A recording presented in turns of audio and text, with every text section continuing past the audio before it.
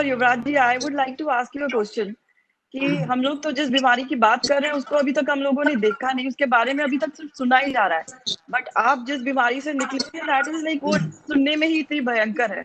So what was your motivation to come out of that zone, and how did you manage your mental health during that particular time? First of all, Kanchan, I would like to thank you for having me on Let Us Talk and give my inputs. जैसे कि शुक्ला जी ने कहा कि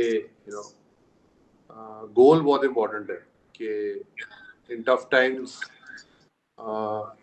जैसे सुनने में आया कि बहुत से लोग डिप्रेशन में जा रहे हैं.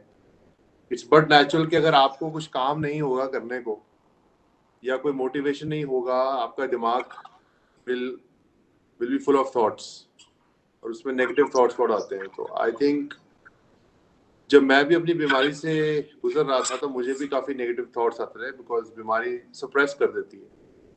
So, but I think my motivation was to come back to play cricket. I wanted to come back and play for India again. That was my motivation. और मुश्किल था लेकिन नामुमकिन नहीं था. तो आज के समय में जो लोग ऑब्वियसली स्ट्रगल कर रहे हैं और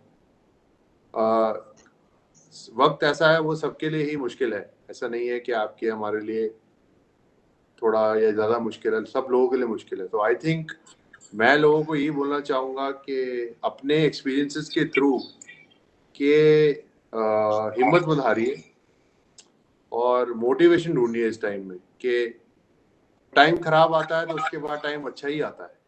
लाइफ ऐसे ही चलती है. तो एक मोटिवेशन ढूंढिए जिससे आप इस चीज़ से बाहर निकल सकते हैं. वो क्या मोटिवेशन है? अगर मैं स्पोर्ट्समैन हूँ, मेरा मोटिवेशन लोगों को ये रहेगा कि एक्सरसाइज कीजिए. मालूम है कि कई लोगों के पास जिम नहीं है पर बहुत सी फ्री हैंड एक्सरसाइज होती है.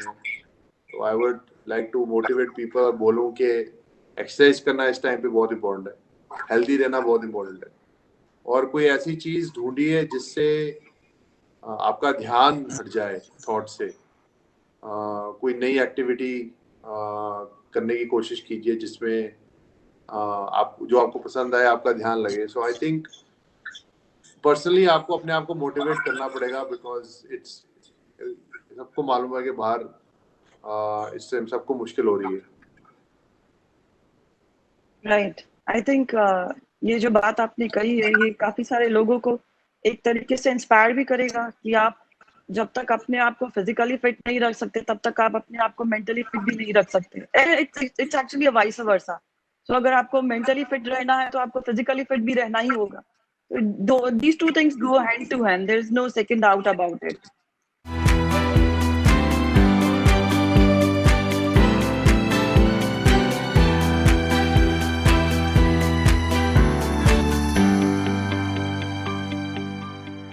Being in Indian cricket team, आप लोगों को वो privilege नहीं मिलता जो कि बाकी teams को मिलता है. They are not mentally prepared, or if there's something not good with their mental health.